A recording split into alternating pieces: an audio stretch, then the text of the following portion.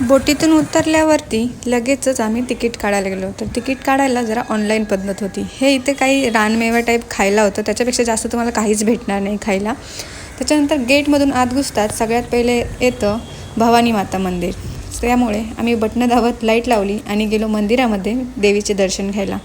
देवीचे दर्शन घेतले आणि बाहेर पडतात सगळ्यात पहिली दिसली एक विहीर. तर त्या विहिरीतले तिथील राहणारे लोक अजूनही पाणी वापरत होते. त्याच्यानंतर आम्ही लागलो रस्त्याला. तर रस्त्याने बऱ्याच पडलेल्या भिंती आणि खूप मोठा एरिया होता. असं वाटत होतं तिथे काय उभं असेल, काय बनवलेलं असेल, काहीच त्याचं नॉलेज नव्हतं, फक्त बघत होतो एरिया. त्याच्यानंतर हा एक भव्य मोठा रूम दिसला. हा कदाचित हॉल वगैरे असेल. इथल्या खिडक्या वगैरे खूपच जास्त सुंदर होतं. फक्त एवढंच तर पडलेलं होतं. आणि इथे जागोजागी असे आतमध्ये खोल दऱ्यांमध्ये काहीतरी होतं, पण त्याच्यात आम्ही जेव्हा काहीच बघू शकलो नाही, कारण पूर्ण अंधार होता. तर आतमध्ये पाणी पण साठलेलं होतं. आतमध्ये अजून काहीतरी रूम असेल, पण माहिती नाही.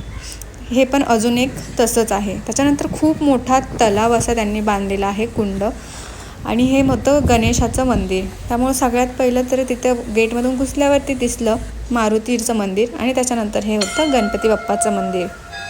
गणपती बाप्पाच्या मंदिरात आम्ही दर्शन घेतलं आणि त्याच्याच नेक्स्ट पुढच्या बाजूला होतं महादेवांचं मंदिर होतं. तिथे आम्ही दर्शन घेतलं आणि पुढे पूर्ण किल्ला आम्ही एक्सप्लोअर केला. हा आहे कोलाबा फोर्ट.